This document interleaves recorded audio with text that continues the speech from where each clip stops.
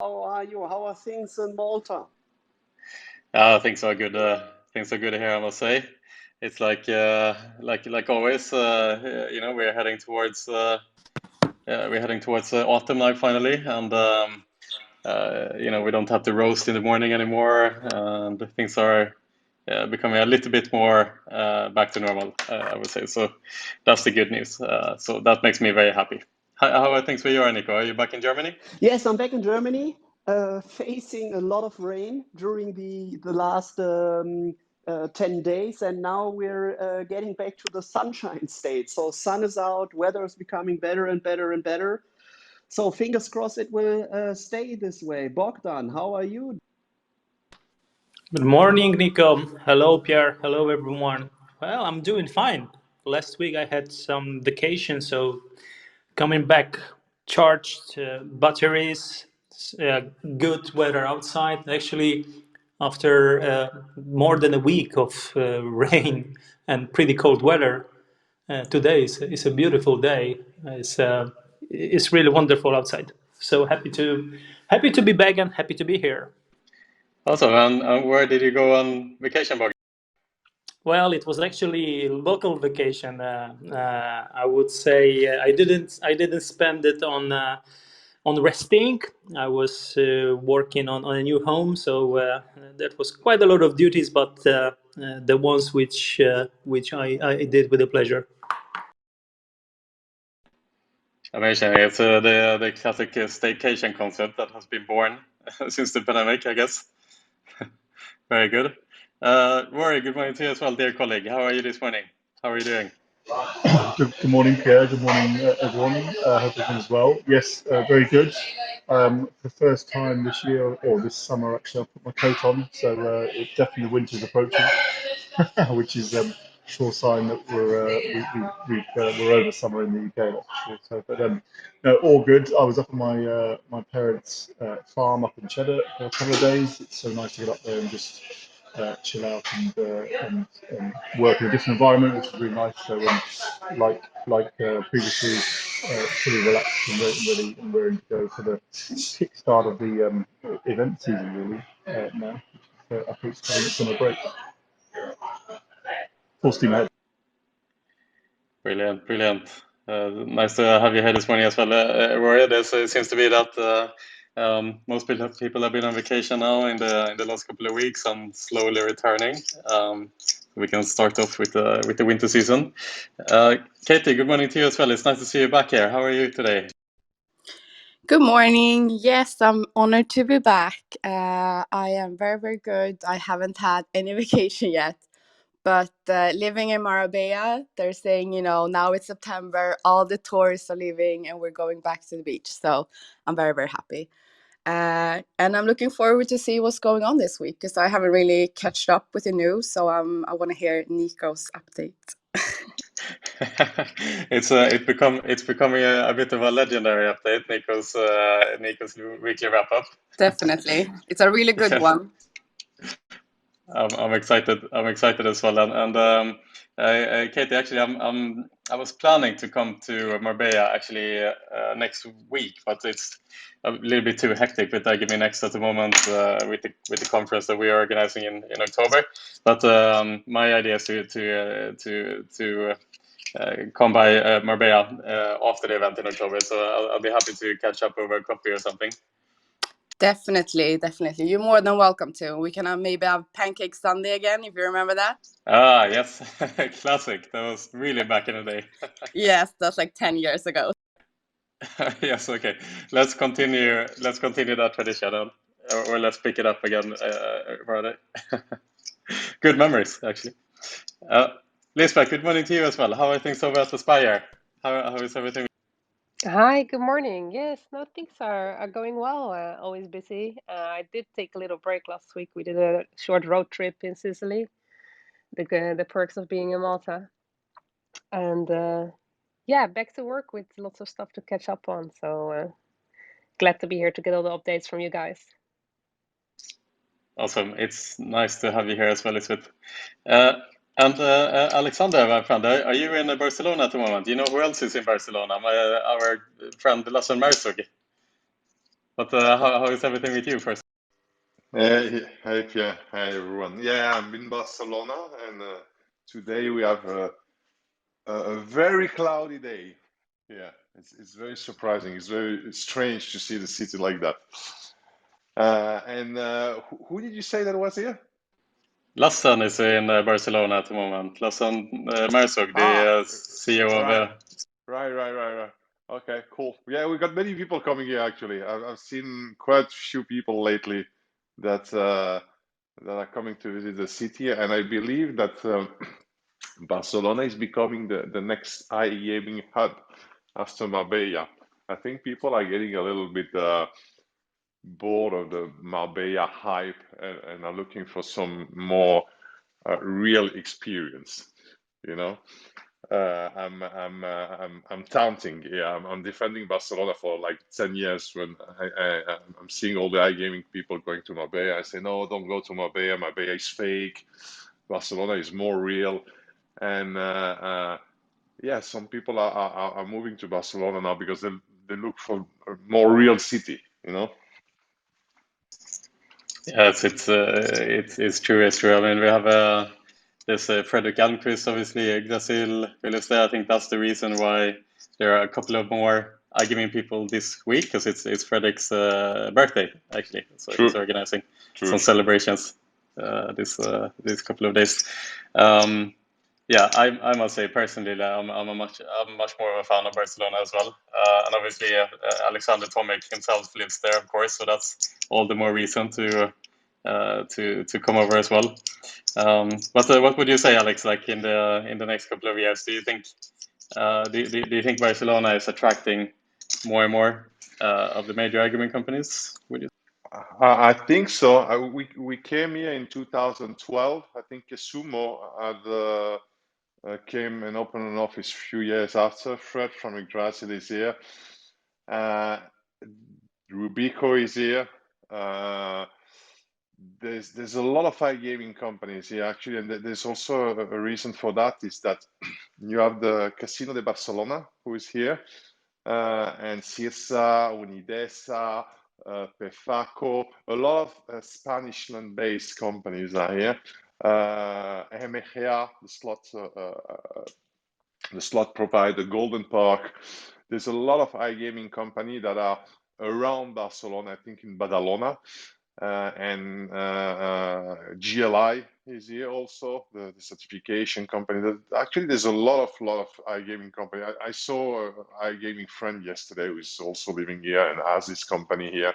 So I believe so, but this it's interesting now that I'm thinking about it. There's not like a network here in Barcelona about all the iGaming people like I feel there is in Marbella. Marbella obviously was chosen because of its proximity to JIP, where all the UK operators were back in time before the UKGC started. But yeah, we don't have a network actually. We don't see each other. We don't organize events here in Barcelona. I think that's something we should do actually. Yeah, absolutely. But Katie, back to Marbella. Even in Marbella, there isn't really much like a central organization that is putting the iGaming industry together that much. I know that Sigma organized a really nice iGathering here the other month, but other than that, and obviously Power 50 is in Marbella. But other than that, correct me if I'm wrong here, Katie, but there isn't really that many like iGaming kind of meetups or things like this taking place. Or am I out of the loop? I mean, we're in a pandemic, so it's not a lot going on right now. But just before the pandemic, I would say I think we had 2-3 events. There was a golf tournament as well that was hosted. So, okay, 1.5 year, no, it hasn't been a lot. It was a Sigma event. But before that, it really was an uprising. And what I did see during the Sigma event was so many people that said that they moved from Malta during the pandemic to Marbella. Honestly, I've never been to Barcelona, so I can't compare it yet. I'm going to SBC though, but I just think Marbella is really safe and it's really good when you have kids, which I do. So that's why I chose it. And I think a lot of people in the iGaming sphere here as well have kids, have families. So in that way, it's a lot more mature, I think, when I compare it to Malta at least. But events-wise, no, but it's going to come. I know it's going to come more. I'm sure it will as well. And Fiona, good morning to you as well. It's nice to see you back here. How have you been lately? Morning, Pierre. Good, thank you. Busy, which is why I guess I haven't been on. But yeah, it's nice to be back. I'm also very much looking forward to getting to Barcelona to eat some proper Barcelona tapas. So yeah, I'm really excited to get back. I'm going to both Barcelona and Marbella actually, and I don't actually think it's an either or. I think that there's growth potential in both. I know a lot of people moving to Barcelona actually over Marbella, from Malta, just because it gives that more kind of metropolitan city life that you get. But also I think in the best thing about Spain, when white people consider it, is it's so accessible. So like the train system in Spain is amazing. So if you are in Madrid or Marbella or Barcelona, you can be down for a meetup in Gib pretty quickly. So yeah, I think a lot of my friends here in Malta, we're all kind of getting to that stage where we're reaching, I guess, the end of what we think our life cycle is in Malta over the next year or so, and all of us are saying Spain 100%. Yeah, to be fair, as having lived in Malta for the last 10 years, I feel that has been the sentiment since I moved here. Yeah. That for some Everyone says reason, that. yeah, for some reason, no one ever sees themselves living in Malta for that much longer, and then, poof, 10 years later, you're still here. I think there's two styles of people, and I particularly when I was headhunting, this was definitely the case. You either come and you stay forever, so you have your kids and you settle down, you buy a place here, and you're here at least 10 years plus, or you do between 3 and 5. And there's kind of, most people kind of fall into that bracket. But I think we all need to remember there is still a lot of great things about Malta, and I think particularly over the last year and a half, we've all been able to see that when we've gotten to fall back in love with the country we all live in and chose to live in, at least the ones of us who are based here during the pandemic, and get out of Slima, St. Julian's, Taj Beach, Sierra, and go do a lot of what you do at the weekends, Pierre. Go and see the rest of this amazing country. And there really is so much more to see about it. So I think over time we're going to have less big hubs and kind of smaller iGaming communities all over, whether it be in Estonia or Barcelona, or even people moving kind of back up to the north parts of England and Leeds and things like that, as opposed to people having to be based in Malta, people having to be based in Gib, because you just don't need to do that anymore in this climate. Yeah, it's a great point, Fiona, what you're saying, and it's also an observation here over the last 10 years. Let's say how the industry have changed. Obviously, more and more companies are establishing themselves. The industry is growing. The headcount is growing of the industry, and that has enabled these let's say sub communities within other demographics only than the traditional London-based iGaming crowd, the Gibraltar-based iGaming crowd, and the Malta-based iGaming crowd to crop up. And like you mentioned, Fiona, there's a little community in Estonia, Poland, there's Barcelona, Marbella, and as we continue into the future, especially in a remote first world, I would expect these kind of smaller groups in any city to continue to flourish. Eastern Europe, of course, is another great example. Ukraine and Bulgaria and so on. 100%, yeah. And I think it makes sense. So we've been through a year and a half of a pandemic, and people have not needed to be in an office. So there are definitely companies who are going to stand firm on that and make their team still come in. So I know that both Betson is making their team still come in 3 days a week, and they can't be remote working for any more than 2 weeks a year.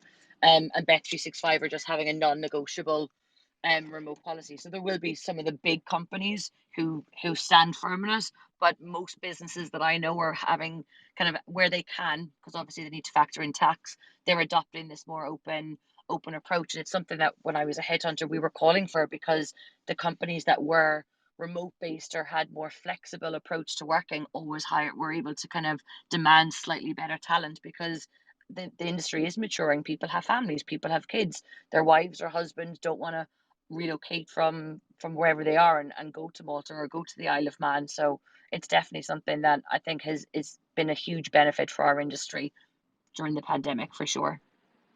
Absolutely, absolutely, especially those with families. And speaking of those who have families, good morning to Karolina as well. Nice to have you here. I hope your test went well. Good morning. Good morning. Yes, I had the beautiful pleasure of having a corona test done right before flying to UK. So sorry for my a bit stuffy voice. That's a-okay. Have you been okay recently, Karolina? How has your week been? No, great. I think it's a really interesting conversation as well, because obviously I'm reaping the benefits of working remotely, and even before the pandemic, I have worked remotely for a while.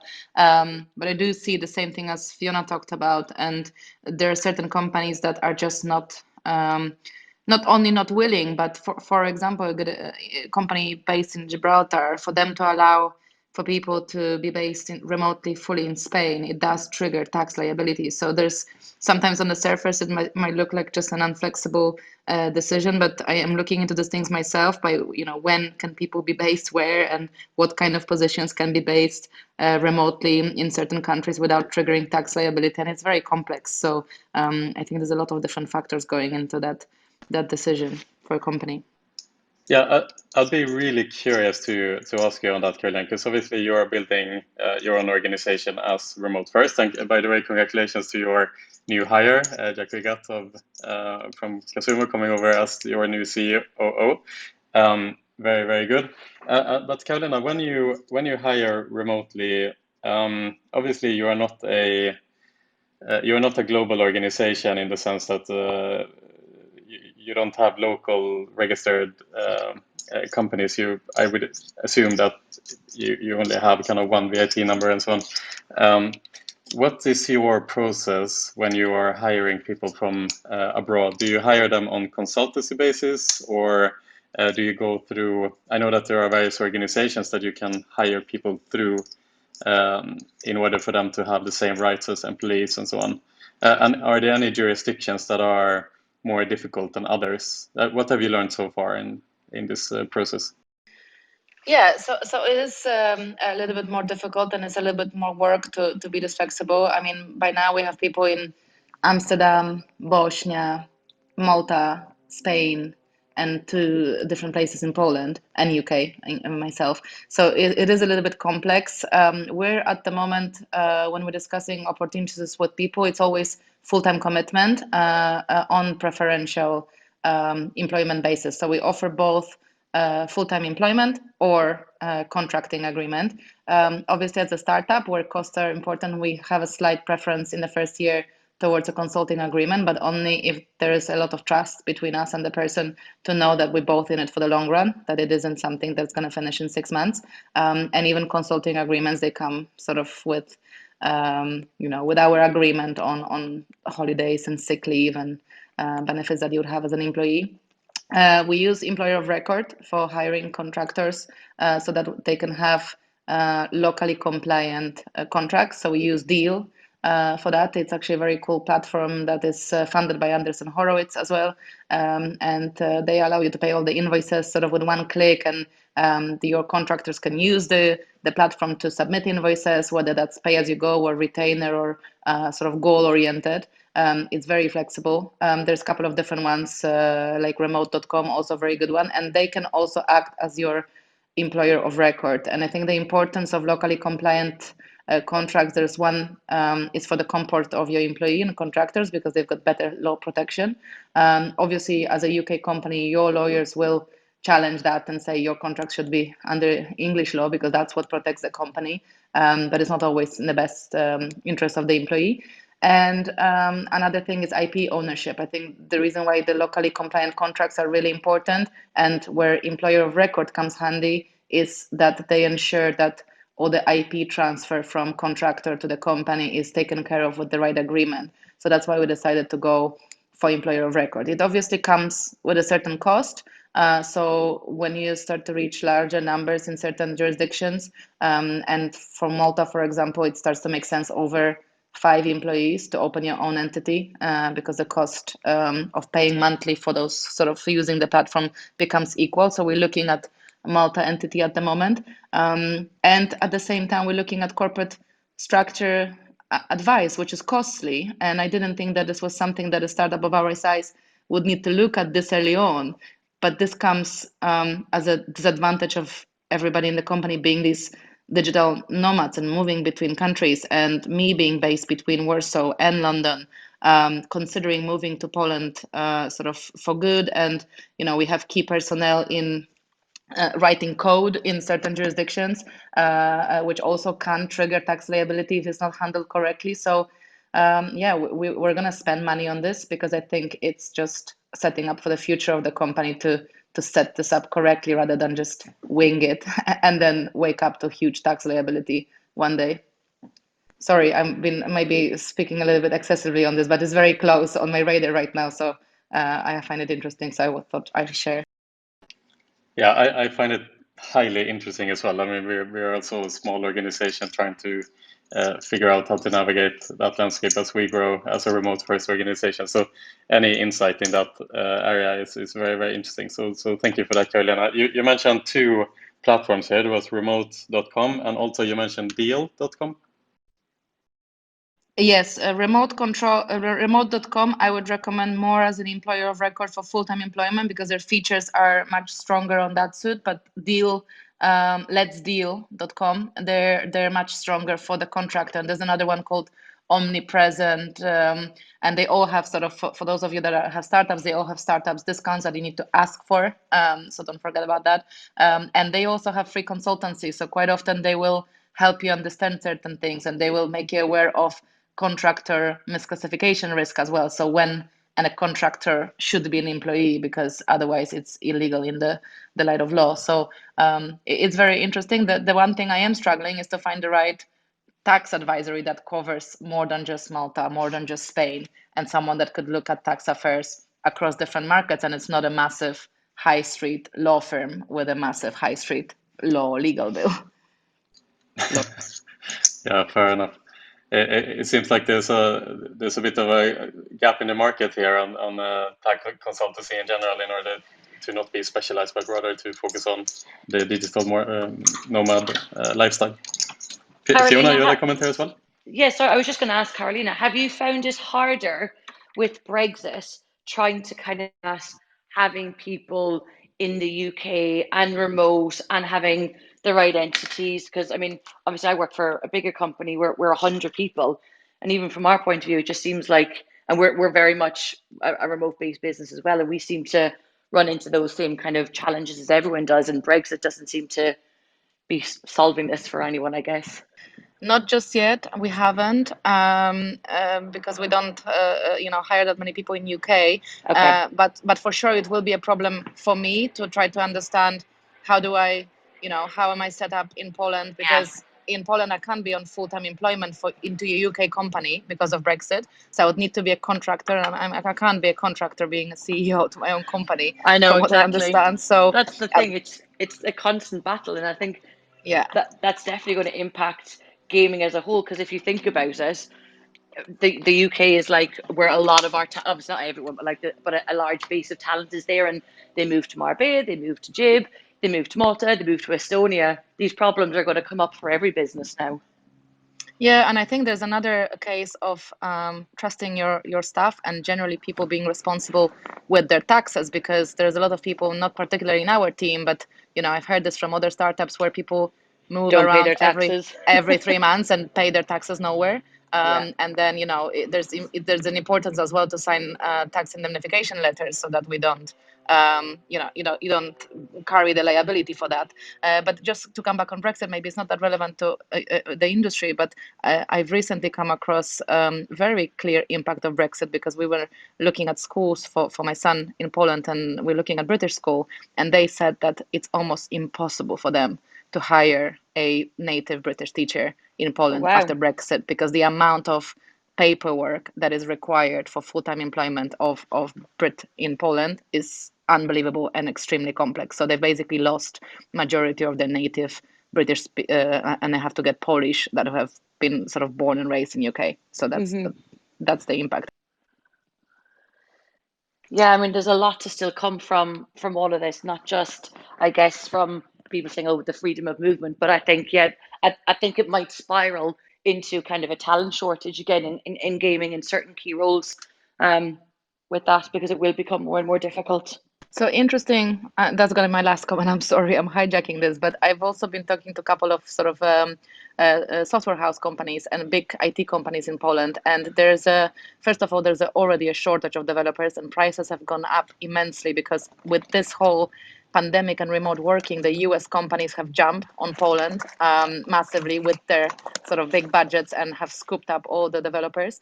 And there are certain big IT companies in Poland that decided to put a blanket salary policy. So they're no longer paying based on location. So they're paying their UK, German, French, Polish developers the same salaries, because otherwise they're non-competitive in the job space, because any developer from Poland can get a job in Germany, can get a job in the US. Which, to be honest, I think is a really good time. Like back to obviously when I was headhunting, I didn't think it was fair. Somebody was paying somebody in Malta almost 40% more than what they would pay them in the Ukraine or Poland. And I get that that's where they hired them, but they could easily pick up and go to Malta or Malaga or London. So I think that's quite a good move, to be honest. It's true, but there are also difficulties from that, because people for example, in London, they're being paid higher salaries because it's dictated by the higher cost of living. Of course. So then to match the same salaries across all your jurisdictions, it would be catastrophic to some companies. So of course, yes, all right, yeah. When you take in big cities like London and New York, for sure. But I think if you're a remote-based business and set yourself up as, okay, we're remote first, then you can do that, because you say, okay, if you choose to live in London, that's fine. But if you don't, then this is what you're going to pay. Yeah, I agree. And I think there's, if you read up about it, there's differences between Google versus like LinkedIn. LinkedIn said they're going to be paying their staff the same salaries regardless of what they work. Google in the US said that employees working remotely from different locations than Silicon Valley will be paid up to 25% less. So it differs even at the really high level. Yeah. Really interesting, nuances and new problems that the organizations have to deal with in order to tackle this new landscape. I want to jump over and go over to Nico here for a bit, guys, if you don't mind. I know that I mean, what is it now? I think this is the 35th or 36th week straight we do this Clubhouse chats on Thursdays. It's been an absolute pleasure to do these chats, and every single week, Nico have been really kind to put together a weekly wrap-up of what's happening in the industry. Absolutely fantastic. It's becoming a legendary wrap-up. So without further ado, I want to leave it over to Nico to ask him how. So thanks, Pierre, for handing Sorry, this over. I had a phone call there. Yeah, so I leave it over to you, Nico, to take the absolutely legendary wrap-up of the week. Okay, perfect, and thanks, Pierre. So big welcome from my end as well. As we already passed like half an hour, and we just have 60 minutes, I will just keep it as short as possible. So we could easily just speak about the overall NFL madness. So next week the NFL will start, and we see a lot of movements in the US. So if I don't touch down on each and every headline which is referring to the US, bear with me. So one of the breaking news, we have seen single event sports betting being officially launched in Canada by the 27th of August. So there was a pretty famous bill. It's the bill C-2018, which is allowing the overall sports betting being licensed or being allowed in Canada. And as of now, you were still forced until the 27th to at least put together an accumulator of 3 games or more. And with this single events sports betting has been launched by the 27th of August last week on a Thursday. Now even single bets are allowed in Canada as well. So we will see a lot of movements in Canada, which is a pretty amazing and big market for our industry as well. Heading over to the regular news from US and Canada. So Nevada gambling revenue reached a record of 1.36 billion in July. Please remember that June was the first month of Nevada or Las Vegas getting back to full capacity. While we have seen a dip, a slight dip represented in the June numbers, the July numbers are back to normal and even exceeding the numbers which had been reported. So with these July numbers, this is the highest revenue which has ever been reported since the state has legalized gambling in 1931. So it will be amazing if we see even bigger numbers for other states being opening. Just remember, New York is about to open up, and something which I will share in just a couple of seconds as well. So, referring to NFL madness, Caesars and RSI are among 18 operators to finally get the license in Arizona, and Connecticut adopts emergency sports betting regulations as well. So with the NFL starting next week, we see a lot of states in the US suddenly opening up their market as well. And the NFL itself, they announced partnerships with 4 additional sportsbook named FoxBet, BetMGM, PointsBet, and WinBet. So they are now officially approved, sportsbook operators in advance of the 2021 NFL season. Please remember, in April, the NFL already signed their first sports betting deals with Caesar Entertainment, DraftKings, and FanDuel. So the overall and total number of officially approved sportsbook is now the magic 7. Keep in mind, each sportsbook is allowed to purchase NFL in-game commercial units or other NFL media inventory by the broadcasting companies, which are Fox, CBS, NBC, and ESPN. So quite thrilling. Then one of the biggest damages claims we already see in the US is Flutter taking the battle over Kentucky damages to the US Supreme Court.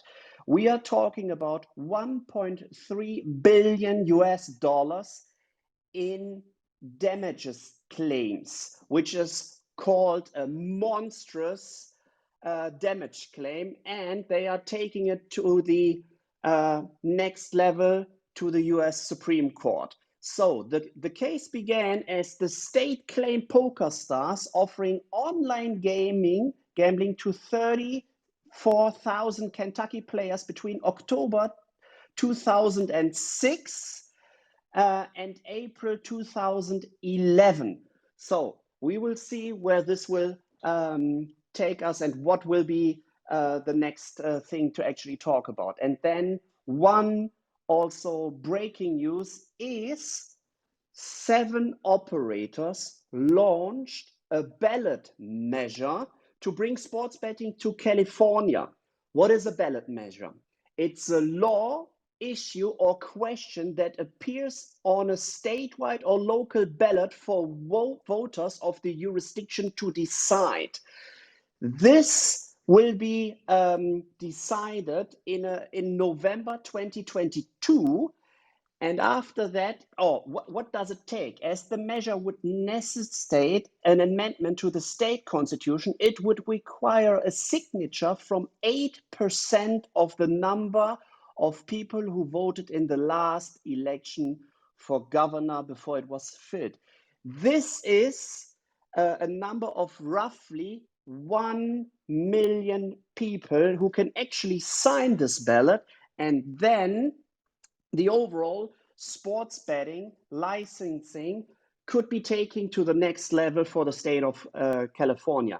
California is belonging to the big four in the US, with, remembering, New York already applying with this overall madness to operators to actually pitch for a license. So within California, it is more operator friendly, as they will be facing a tax of 10%. Remember, in New York, they are pitching for a tax of 50%. Heading over to the M&A and finance sector. So the Racing Post owner Spotlight Sports Group has announced its acquisition of fantasy sports betting technology and media company Alarm Sports Network. Unfortunately, the overall numbers are still disclosed, but as a matter of fact, there's always M&A going on. I will just leave it with a short headline. As Lady Luck Games are acquired by the Denmark-facing Spigo APS, and I will just hand this over to Pierre, as he is quite close to the owner or the founder of the Swedish slots developer Lady Luck Games. So Pierre, please take.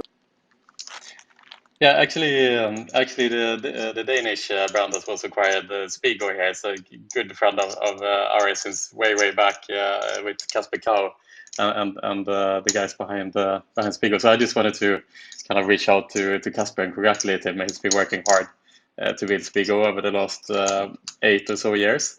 And a funny story, he actually made a slot machine out of our party concept called Showers, which is organized in Malta each year. Which is a pool party. He created a slot based on that, which is clearly the best RNG slot that has ever been produced. But anyway, back to you, Nico. Okay, thanks for just walking us a little bit to this one. So, 2 more things on the M&A side. Double Down confirms its $18 share price for their looming IPO. They will hand out roughly 6.4 million shares, which makes it an overall IPO of roughly $114 million. And as we already have seen a lot of other companies being stock listed at the New York Stock Exchange, we know for sure that they will reuse this money to actually hunt down other companies or to extend their footprint in the existing markets. Speaking about anticipated IPOs, the STS Warsaw IPO is already, or we can already see it at the horizon. So they are about to file an official letter to the Warsaw Stock Exchange to actually prepare their IPO. Numbers have not yet been released. They will put their sports betting entity to the Warsaw Stock Exchange. And please remember that alone this sports betting group had a revenue of 750 million euros in 2020. So for sure, we will see a high 1-digit or even a double-digit billion IPO for Warsaw as well. And now I just want to keep it short for the legal part. The UK Gambling Commission have fined the rank subsidiary Daub Eldony with a fine of 5.8 million pounds, and the rank group is already filing their appeal as well. And last but not least, the MGA, the Malta regulator, cancelled the EvoBet's license for breaching for breaching Regulation 10 of the gaming compliance and enforcement regulations. So this is it from my end, and up for discussion again. Thanks. Amazing, Nico. At 35 weeks straight, delivering the latest and greatest that every week has brought us into these Clubhouse chats. I absolutely love it. Thank you for that, Nico. Wrap up, and I feel super up to speed on what's happening in the industry now. But I also wanted to mention something funny. It's just not really a news story as such, but it is a bit of a funny footnote here. I don't know if you guys have visited iGaming Business and some of the other news portals in the last couple of days, but Evolution, or primarily Red Tiger, is announcing their new RNG game, which is called NFT Megaways.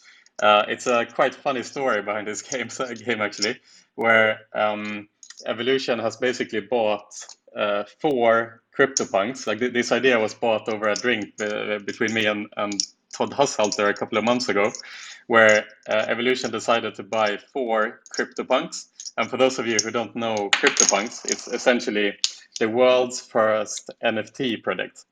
Now, when you're first in anything, it brings novelty, and people tend to like it, and value seems to be derived of the fact that they were first. So CryptoPunks are very expensive.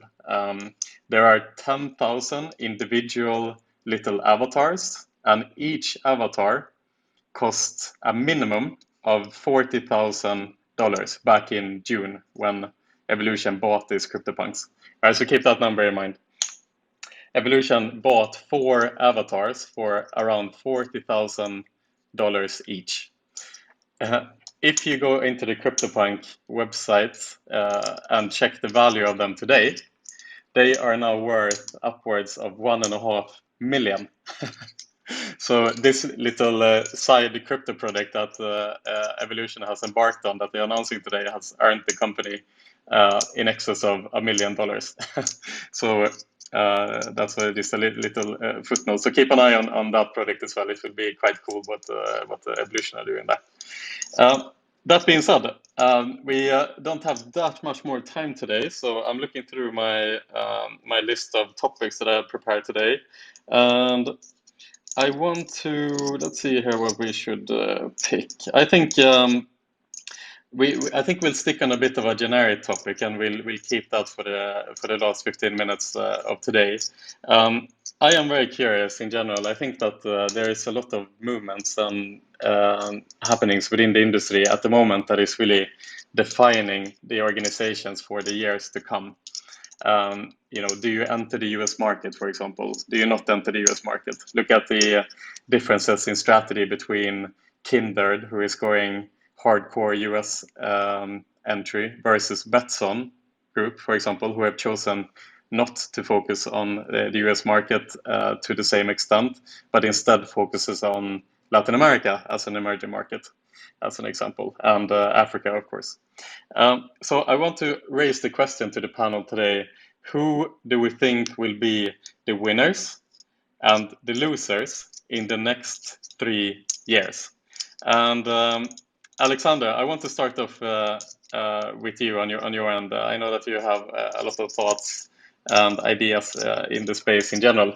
So Alex, over to you. Like, in the iGaming industry, as you see it, can you see any clear winners and losers in the next couple of years? Both, it can be both operators, can be aggregators, for example, as you are yourself, or suppliers, or either of the spaces. You can pick and choose as you wish.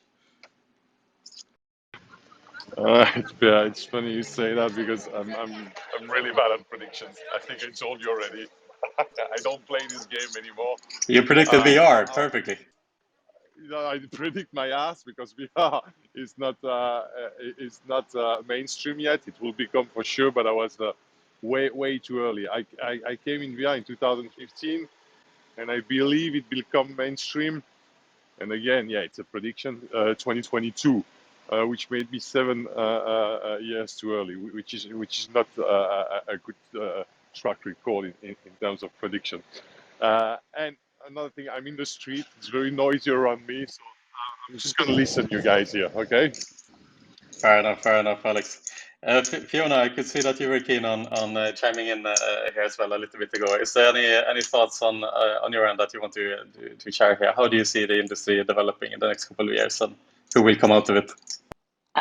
I mean, I think there's obviously the guys who've been in there from very early days that are obviously going to naturally do quite well, Joe, your Flutter groups and your Entain groups and stuff like that. But I think there's also a couple of businesses that are doing some great hiring, and it's generally a kind of a good indication as to how they're going. And I've been watching what the guys at PointsBet have been doing, and they seem really to be kind of snapping up some really great talent, spending money, doing lots of kind of press and PR and bringing lots of people in. So I think that they'll probably do quite nicely in that market. But I mean, it's not about being winners or losers. I think how you lose in this market is going in unprepared and not having the capital behind you to go in, because we're not talking about a market, we're talking about 52 markets. So it's like saying who's the winner in Europe and who's the loser in Europe, whereas people are winners in Sweden, or they're better in the UK, or they're better in Spain, or whatever. So I think more importantly is that people need to focus on just how large an opportunity this is, and even in the next 5 years we won't be seeing the true potential of it. We're talking 10 years, 15 years before we see the huge potential and growth within that market, both from how they currently regulate and how they open markets, to how those markets regulations change, to the product evolution. I mean, that if you look at purely slots and casino, what the players play here in Europe and Australia or Asia is so different from the American market, because they're used to more land-based slot, but that will evolve and change and develop over time. But I think it's not more a question of this market, it's more looking at this entire ecosystem. It's like, as I said, it's like 52 countries have opened up, and it's like he who dares wins. In the short term, the people with the most money are obviously going to win, because it is so costly to get a license, it's so costly to have the right tech in place so you are correctly set up. But I think that we're talking about a really long journey here, and I think that's quite exciting to see. I think it's awesome. Cool. Thanks, Fiona. So that is from US perspective, of course. Just to clarify, like I would love to hear just generally on a industry-wide perspective as well, if we see any kind of emerging companies that we think are heading towards a great future in general, and also on the other end, if there's any general organizations that we feel are heading the wrong direction at the moment, not only from US perspective, although that is also very interesting, Fiona, as well. I mean, if you look at one other in the US, I mean, White Hat are absolutely smashing it. And they've also done one of the smartest deals I've ever seen recently with Blueprint. They're just taking all of the best pieces of Blueprint and just going to move them into the US and manage it themselves. So I think another one in the US is those guys. They're absolutely smashing it. They're a great business. They've very much flown below the radar for a long time. I think on the supplier side, most of us will know them, but most people won't be completely aware of who they are and what they do. But I think they're going to grow massively, and I wouldn't be surprised if they were sold in the next 12 months for a chunky amount of money. And people are like, "Where the hell did this come from? And how are they worth this amount of money?" So they were flying. I'm not tipping it. I'm not tipping it, but I think they'll be sold soon. They were flying under the radar until Anton Deck. Yes, until Anton Deck, George, which I think is unfair, because Max is pretty synonymous in his own right, and I would argue the better of all three of those. But yeah, Anton Deck have definitely helped put them on the map. Now, for those of you that don't know, we're talking about Andy and Rob, who are the power duo, ex-GVC, power couple, ex-GVC, and then NetEnt and Red Tiger for a while. And now they've come in senior positions at White Hat, and they're both, really good at their jobs, product and operations and deals. So they've definitely helped to elevate the, perception of White Hat and what they're doing. Awesome. A good example of an emerging winner here, then, let's say. Bogdan, I want to jump over to you as well. What's your analysis here in general? Do you see from your perspective any clear emerging companies that is going to do well in the next couple of years? And also, again, do you see any companies that are currently choosing strategies that might not benefit them in the next 3 years? Let's be a bit let's be a bit provocative here if we can. Can we identify anyone that we don't think is gonna make it in the next? Well, I'm looking very much into the situation in the United States, and it's very dynamic out there. And from the discussions which I have within the industry, with some of the colleagues who are currently involved very much in the actions in the US, they are saying, or rather, I can say that some of those big companies are having plans to also expand their operations to Europe and to other continents. So I did not focus that much on any other companies. Of course, I've seen the latest acquisitions made by, for instance, for Betson. I've seen their interest in the Latin America, which sounds very, very interesting. But the dynamics which are currently in the US and involvement of the entertaining the world into this. Couple of days ago, I've been watching an ad which WinBet has made with Ben Affleck, Shaquille O'Neal, and Melvin Gregg. And come on, this is one of the best commercials which I ever seen. It's not a short, it's not like a 30-second or something. It's I don't remember how long it was, but it was something below 3 minutes. But that commercial simply shows that they are putting a heck a lot of efforts in succeeding in the US market, but not only because of the international recognition of this big sport and entertainment movie figures and music. This clearly shows that we are going to witness some major actions from originating from the US. So if you ask me who do I think will succeed in the longer run, it might be quite boring, but I think we should be looking very close to what is going to happen in the next coming year or maybe 2-3 years in the US, because it's going to reflect on Europe and it's going to reflect on any other regions. They are maybe immature compared to European sports betting and the casino, but they are learning very, very fast. They are having a fantastic personnel who also has been hired by those giants. And they definitely know what to do and how to explore it and how to use the advantage they have coming back from the music industry, entertainment, sport, and foremost the movie. I mean, everybody knows Ben Affleck. Maybe not so many people now remember Shaquille O'Neal playing in Miami, but everyone else, I mean, if you are a fan of music, then if you are a fan of a movie, you're going to find yourself very close to it. So just such simple action, such simple move like creating this type of advertising shows that they are going to be present not only in the US market, but they are going way beyond the US because of that. And you just need to realize that currently we don't need to wait for watching the material. You don't need to be in the US to actually see it. It's the social media, YouTube, and other platforms allows you to actually quite quickly get a grasp of what's going on and what's going to happen out there. And I need to say, I'm pretty impressed how the dynamics are looking at the moment. So I think I will still keep very close attention to how the U.S. market is developing and looking into how it's going to reflect on European operations of those companies. So I think U.S. market and U.S. companies are the ones who we should look very, very closely for the upcoming months and years. Awesome.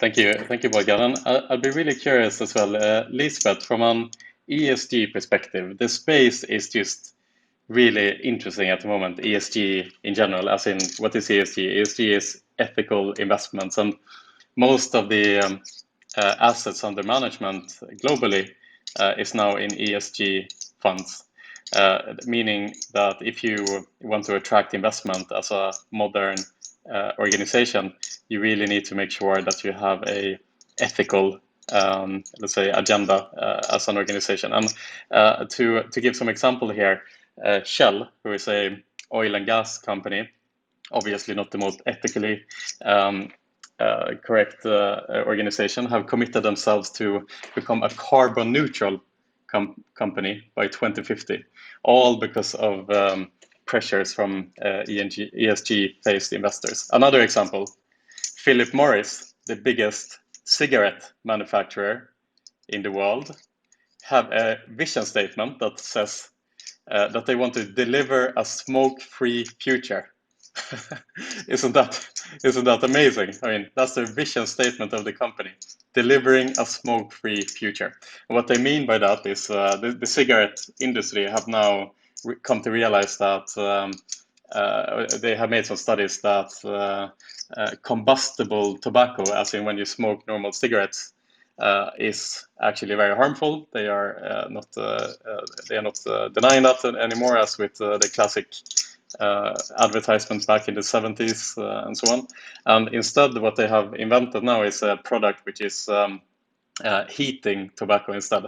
And what the cigarette industry is saying is that heatable tobacco products is less harmful, essentially. So that is kind of their excuse to keep operating their organizations, let's say. But clearly ESG is having a massive impact of traditionally scrutinized and traditionally stigmatized industries. So sorry for my long-winded question here, Lisbeth, but what is your expectation now in the future for the stigmatized iGaming industry? How do you think what do you think we will need to do in order to keep attracting investment into the industry, even in a ESG facing future? Yes, thanks. It's a good question, and I think that it has been taking more importance, and companies have been taking it to a higher level of importance, and C-levels have been starting to talk about it, and ESG professionals have been started to hiring. So this is a very good move going on, but the move will continue to grow. I mean, we are in a sector that's under ethical opinion of how are we operating? It's gambling. How do we deal with possible addictions and everything? So we need to be focusing even in a greater extent, seeing the whole sustainability trend, like the examples you give from Shell and Philip Morris. They are like, yeah, so strong that the investors at their shareholders meetings, they have a lot of power to say, like, we need you to change, otherwise we cannot keep investing in you. And the Philip Morris example is interesting because they say, like, yeah, don't smoke cigarettes, smoke these e-cigarettes, but actually they also have nicotine. It's better not to smoke at all.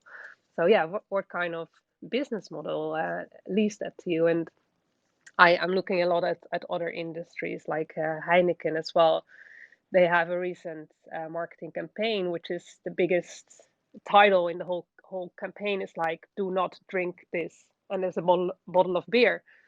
So it goes really far, sustainability. It's almost like opposite than promoting a product. So it will be interesting to see how companies pick this up. In the US, it's obviously an important topic. We have been discussing a lot about the Hindenburg research, how companies operate in regulated market, how we are transparent about our sustainable operations. And yeah, it's an interesting and growing space. Awesome. Thank you, Elizabeth. Definitely not to be underestimated as we go into the future as the ESG perspective. Finally today as well, Katie, I'm really curious to hear your thoughts on the topic as well of who do you see as kind of the winners and losers in the iGaming industry in the next couple of years? Do you have any thoughts here as well to share as we start to wind down today? My biggest thought is the biggest winner or loser is going to be whoever gets a New York license, right? Because there will be they'll have almost a monopoly of the market, but at the same time, the taxes will be so high. So we'll see if they will be a winner or loser, but that's who I will be following at least. That's a very good point as well. I'm sure that the share price of Kambi, for example, is going to take an upwards or downwards trend, whether they get this license, that is for sure. Brilliant, guys. So it's 11 a.m. here in Malta, CET, and I think it's time to kind of round off for this week. It's been a really interesting discussion today. And Karolina, I want to really thank you for the insights here on corporate structures for remote working. It's very, very interesting and something that we can all learn from, I think. If so I can just add, go Pierre, ahead. because as we were talking in the Clubhouse session, I just saw on LinkedIn that PwC in Malta, they've just published like a series of reports that they've prepared exactly on how organizations should prepare for a hybrid and remote working setup, and they go into details. So I recommend you sort of look up the company and check out those articles for some really good insights. Absolutely. So you say PwC has published this on their blog or something along those? Yeah, yeah, exactly. I'm trying to see. So the person, Mark Grech, if you look him up, he's just published the reports. Okay, Mark Grech of PwC. Yeah, absolutely. We'll check that out. Very good. Thank you, Karolina. Nico, as well, thank you as always to the incredible wrap up. Also, for you guys to know here in the audience, me and Nico are going to start to do kind of weekly little podcasts as well to talk about the wrap ups as well, to dissect them a little bit further. So keep an eye out for that. I think we're starting tomorrow already, Nico. So I'm looking forward to start that little project together. Also, Bodka, Rory, Katie, Lisbeth, Alexandra, and Fiona. Guys, you've been absolutely great here on stage today. It's an absolute pleasure and an honor to host this Clubhouse every single week. And I hope that we can continue as long as we possibly can with this. And also wanted to mention as a final thing today, SBC Barcelona coming up end of September, IGB Amsterdam coming up in September as well. G2E Vegas, who will be a little bit difficult for us Europeans to visit, of course, but nonetheless, it's an event that is happening in October. They just updated their health and safety rules today, actually requiring everyone to be vaccinated, which is a bit of a controversy over in the US, but anyhow. And obviously, iGaming next late October, and then we have Sigma in November. So plenty of opportunities to continue these Clubhouse chats in person as well in the next coming weeks and months here. So I'm looking forward to see some familiar faces as well. So with that, I want to thank everyone again, and I wish everyone a fantastic Thursday ahead. And I see you here next week again. Thank you everyone on stage, and thank you everyone in the audience. Have a good day. Bye-bye. Bye Thank bye. you. Bye. Bye bye.